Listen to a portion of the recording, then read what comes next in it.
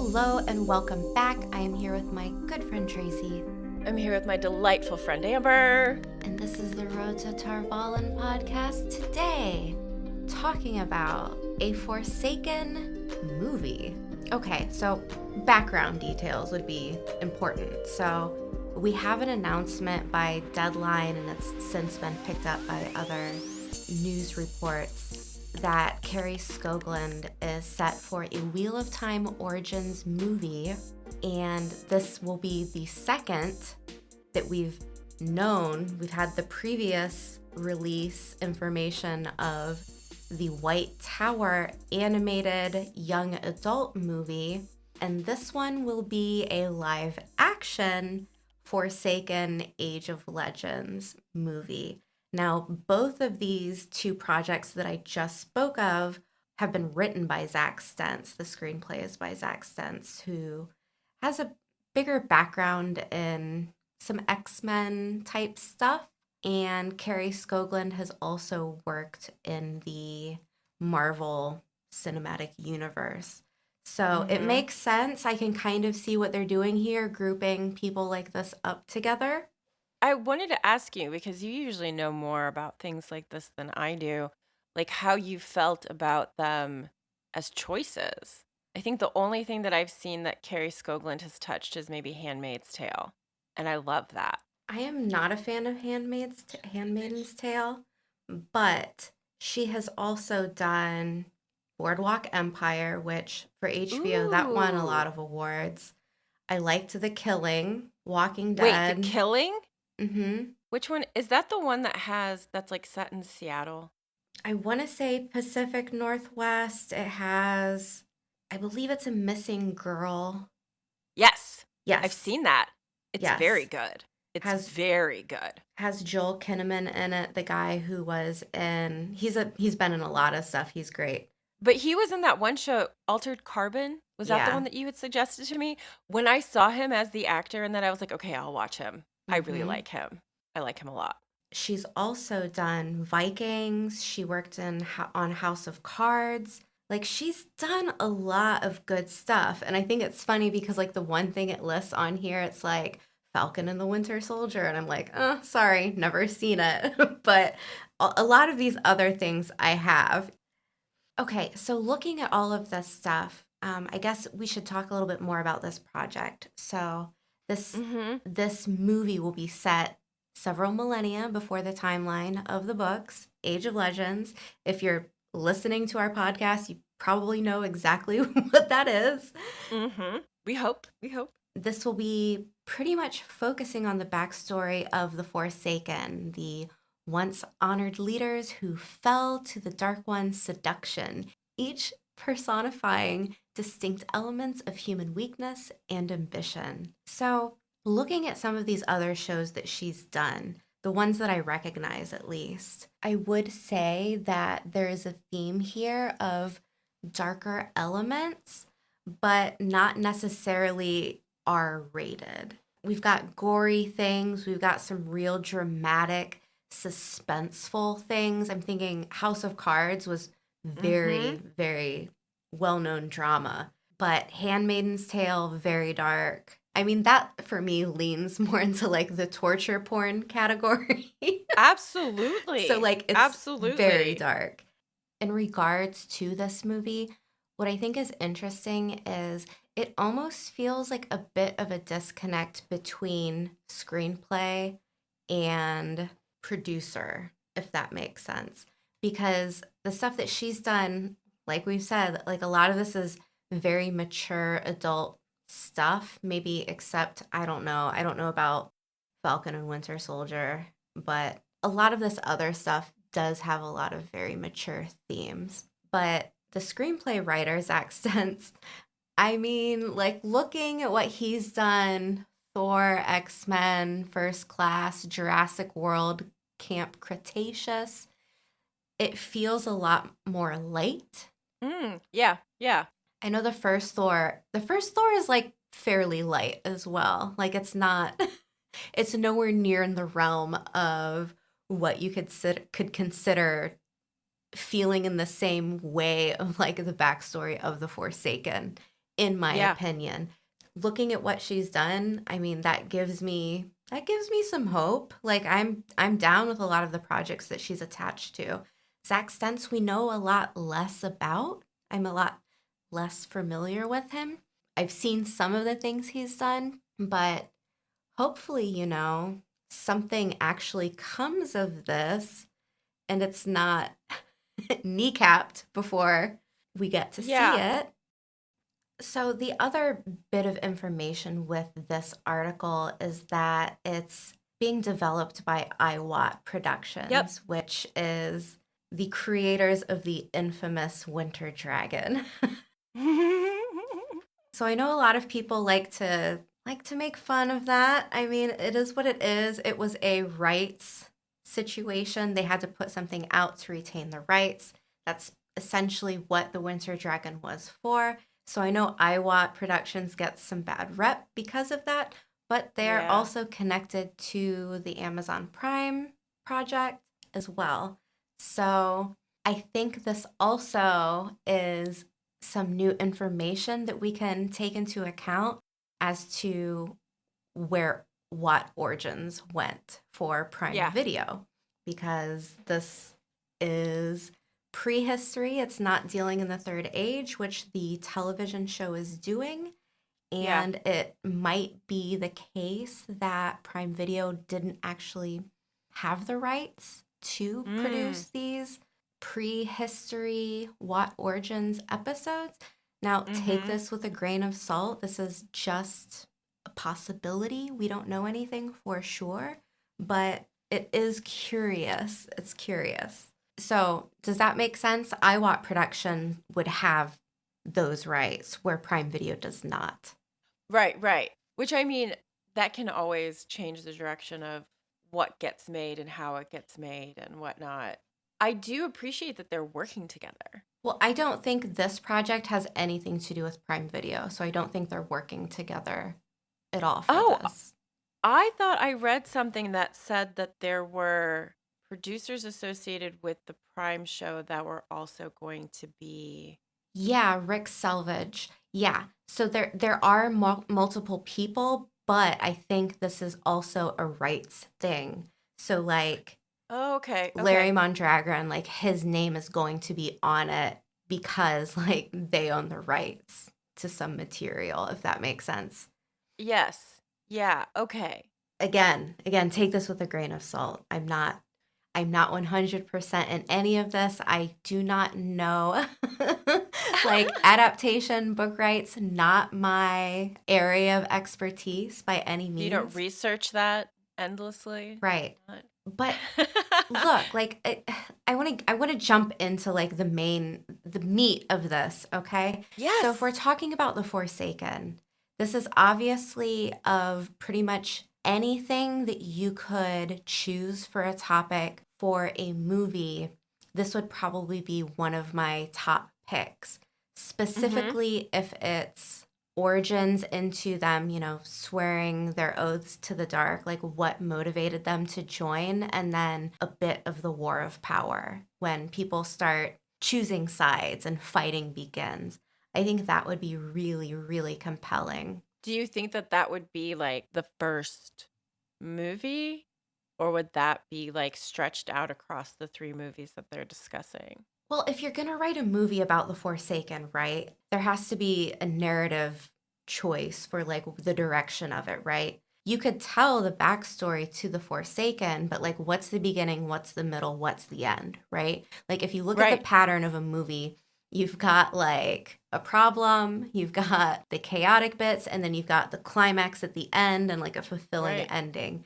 So to Mhm. me, if you're talking about The Forsaken, the bit that gets you interested is who are Yeah. these people and why? Like, why are they doing what they're doing?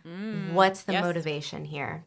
Mhm. Second part, you want action and drama, right? So, Mhm. is that just going to be the Forsaken? I was gonna say, what do you mean?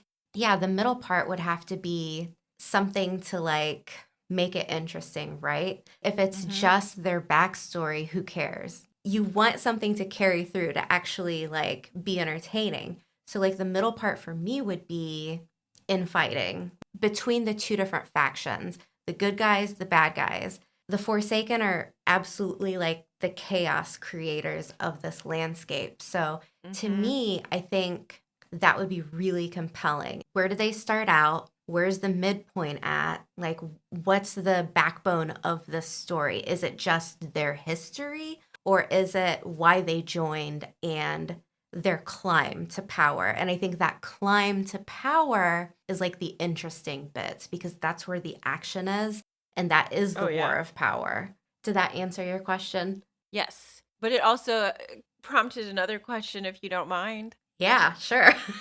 Okay. So do you think like if we're gonna build up this backstory for the Forsaken, I mean there's so many of them.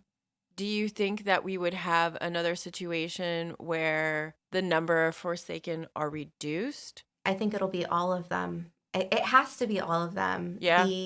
What's the quote here? Hold on. This film is not just an adaptation, it's an exploration of the original world that blends fantasy with elements of science fiction.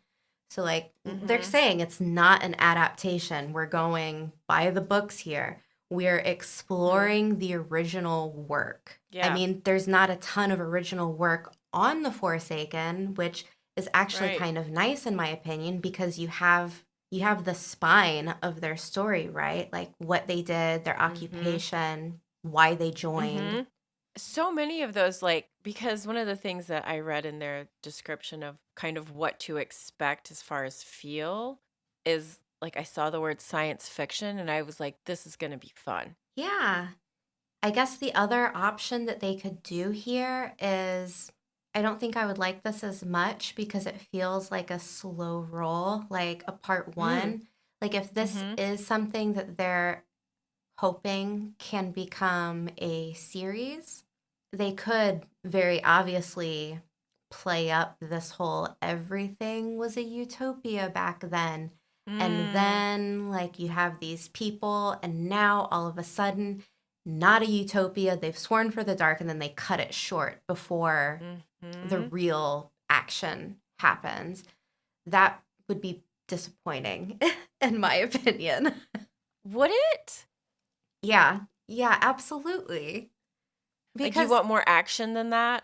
well, I mean, like what is the story about if it's just them deciding, "Hey, we're bad guys," and then they end it there?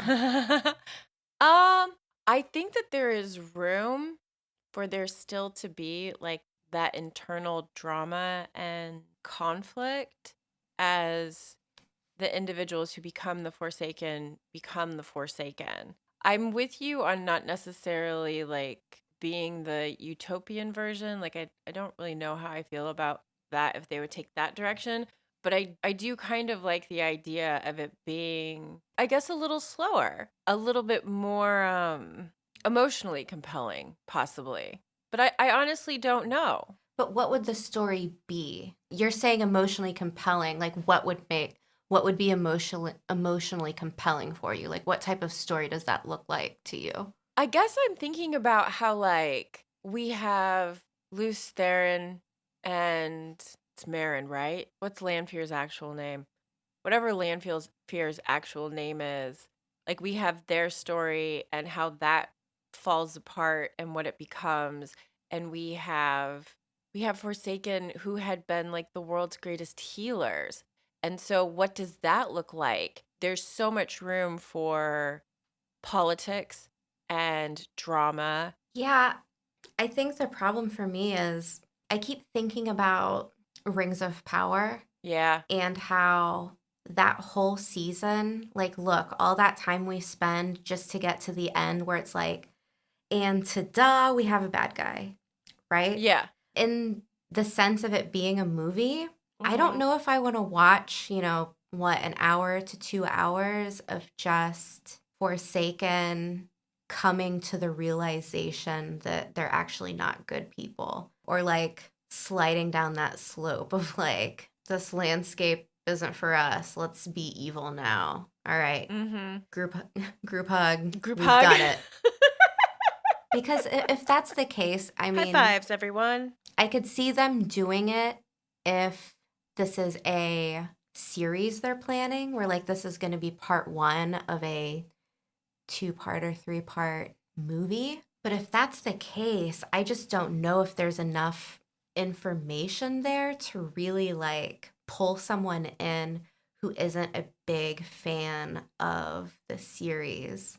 Mhm. Like why should we care about these people? Like what Mhm. there's interesting, look, there's really interesting facts about all of these people. But Yeah. in the time frame of a movie, I don't know how much you can really explore that. Mhm. So I would be worried of it like getting canceled before you get part two. So I just Yeah. want part one to be like knock your socks off, and I want it to be intense. Hmm. Intense. That definitely feels like a good audience draw. Everybody knows my opinion of Rings of Power, and I certainly would not want to see that treatment to the Wheel of Time, especially after the second season has come out and I feel like it's really finding its teeth and like giving us a really good show. I would want whatever comes out to kind of be heightened even because it's a movie. I guess I just expect more from movies. I think I tend to expect less because it's just like it's so quick. Oh, okay. You've got this amount of time and you Mhm. got to tell that story. So you what's the beginning? What's the hook? What draws you in? What's the reason you stay in your seat and don't turn it off halfway Mhm. through? And what's the finale? Like, what's the ending? How can you make it end in a way that's so good that you're like, I'm going to recommend that to people? Yeah. If any of those fall short, then Mhm. it's scary. Well, and it does say that this looks like it says it's the first installment in the planned trilogy of films. So it looks like they're planning on making 3 films. Do you think they So, would do that? the trilogy of Age of Legends, they've already released the announcement of two. The first one is the White Tower animated. Oh, thank you. I thought it was like a pulled together thing. I didn't realize they were all like Separate. kind of separate from each other. Okay. Thank you for the clarification. So does that make a little Okay. bit more sense why I'm saying It like really it really does. Yeah, thank you. Because I was like, but if they have 3 movies, like, we can Lord of Rings this and be like, not Rings of Power, but like Lord of Rings, where it's like kind of the each one gets a bit more intense and into the end of the story and allows for lots of room for expansive moments and whatnot. But if it's only one movie, yeah, that absolutely makes sense. Do you think that they would make it and be offered a second movie to it? it's possible. I mean, I guess it all depends on how well this does. I think the thing Mhm. is though is that there's enough there like within this world to make Mhm. more movies. I Mhm. just don't know if this one topic, The Forsaken, if it's enough time to Mhm. do like, all of them in Mhm. one go. But Mhm. also, like, I don't think it's enough to really do a whole television series on. You can't do like one Forsaken every season because then the Right. timeline is a little bit off. But this other quote says it's talking about peeling back the layers of legend and myth to reveal the flesh and blood characters underneath, flawed heroes and villains alike. Ordinary people forced to make extraordinary choices as their world unravels. Man, if that does not sound like the blurb for a Marvel movie, I don't know what else does. It this is going to be very very Marvel, I feel Ah, like. yeah, they have a good following. Yeah, So, I'm trying to think of the flawed heroes. Luz Theron, I guess. I don't know. The other question is, this is the thing that really like got me spinning is now that I've seen, Natasha O'Keefe as Lanfear or Ferris as Ishamael, it's going to be very difficult to picture uh-huh. other people for these roles. Exactly. I've been thinking about that too. And also like the look in some ways that's been established for the Age of Legends. I really love that super clean, bright look that's kind of come across from the Age of Legends in the TV show. It's kind of how I pictured it in my head. But I'm with you where I'm like, but now I've gotten new head canon where this is what this person looks like. And it'll be interesting to see what kind of casting choices get made. Right, right. I think too, another thing is just now I'm so familiar with the set design, how things look, with the Mm-hmm. costuming, stuff like that. When they change it, it's going to be like, oh, wow, this is different. You know, Mm-hmm. will I like it more? Will I like it less? I firmly believe that more is better. Like, more good TV is better. Mm-hmm. Mm-hmm. More adaptation, more stuff brought in from the books I love. It's a good thing. You want it to be great. You want it to be amazing, but I'm also not as jaded or naive to be like it has to be Game of Thrones level. I'm so sick of everyone saying like, "Oh, like the next Game of Thrones, it's got to be like Game of Thrones." Like things can be different. Things can be good. They don't need Mm-hmm. to be compared to Game of Thrones all the time. Right? I personally don't know if there will ever be another show that has gripped the masses like Game of Right. Thrones did. I will be very happy, if another show comes Mm-hmm. along and does that same thing. But I want to be non judgmental because we don't know enough details yet. And I really hope Mm-hmm. that this is a good thing. But also, I totally would understand where people are kind of like, I don't know, like a little bit worried about it. I think for me, like what falls into this like Marvel Cinematic Universe is when you go into universe type stuff like Game of Mm-hmm. Thrones, House of the Dragon, right? Marvel does it with everything. Star Wars does it with everything now. All the Disney stuff is grouped together. It's in its own cinematic universe.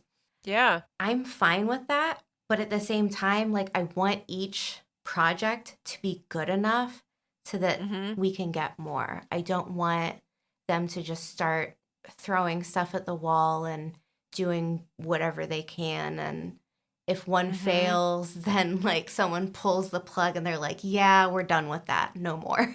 Like I want it to be really at least good enough that we get more from the Wheel of Time, more from this story that I care about and enjoy. Yeah, I mean, really seriously, the source material is huge. I really loved seeing the quote in here where it was my vision is to honor the world building of Jordan's masterwork. But I loved that because that is one of the things that I love so much about the Wheel of Time. Is like there's Shara. You could do shit on Shara if you wanted to. Yeah, it just depends on if we're doing so to me it seems like if we're doing stuff that's not covered in the main series, then it goes Mm-hmm. to IWAT.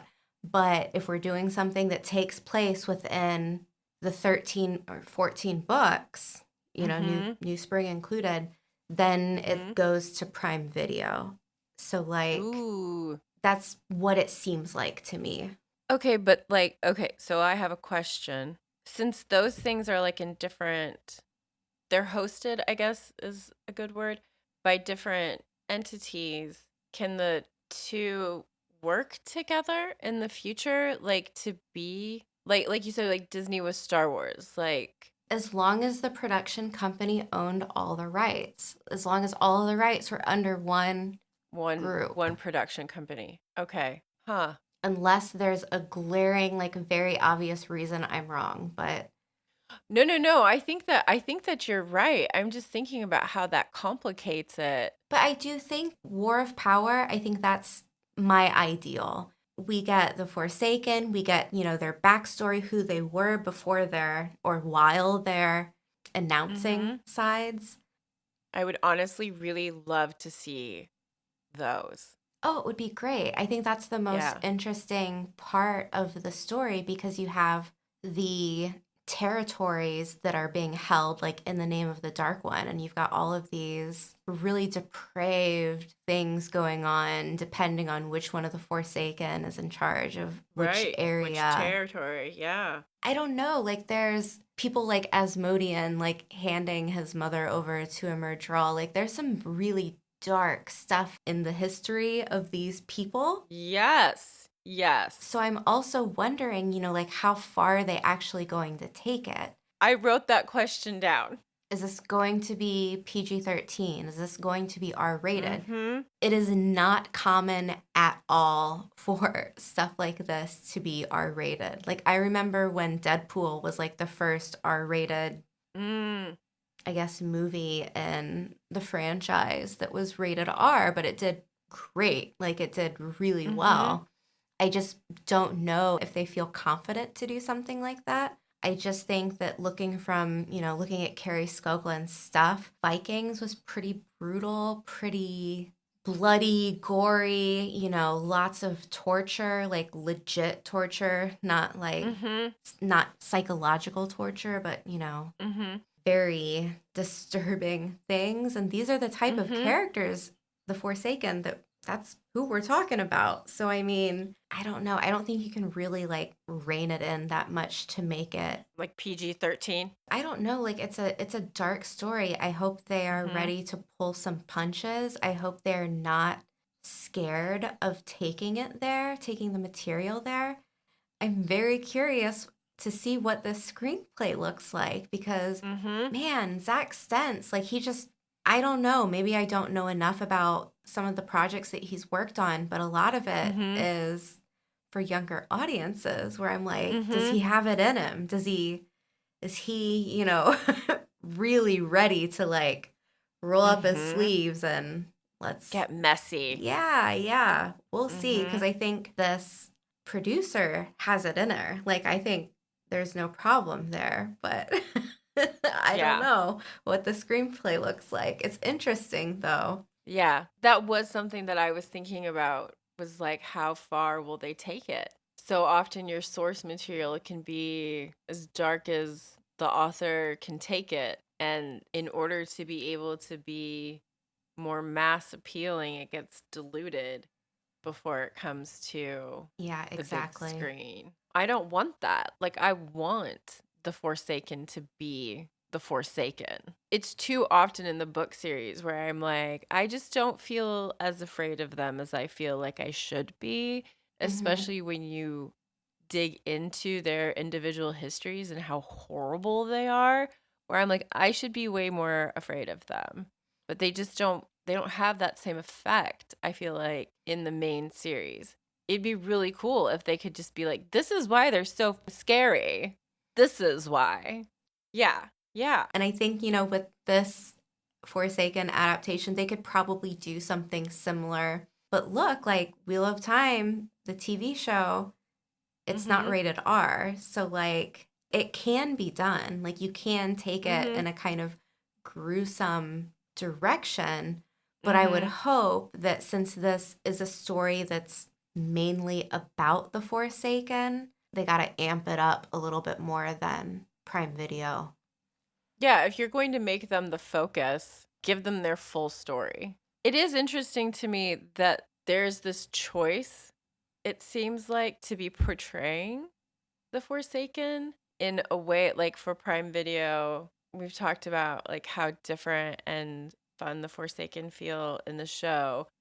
And now we're going to be doing a movie that's the Age of Legends, and instead of it having Luz Theron as the main character, it's going to be the Forsaken.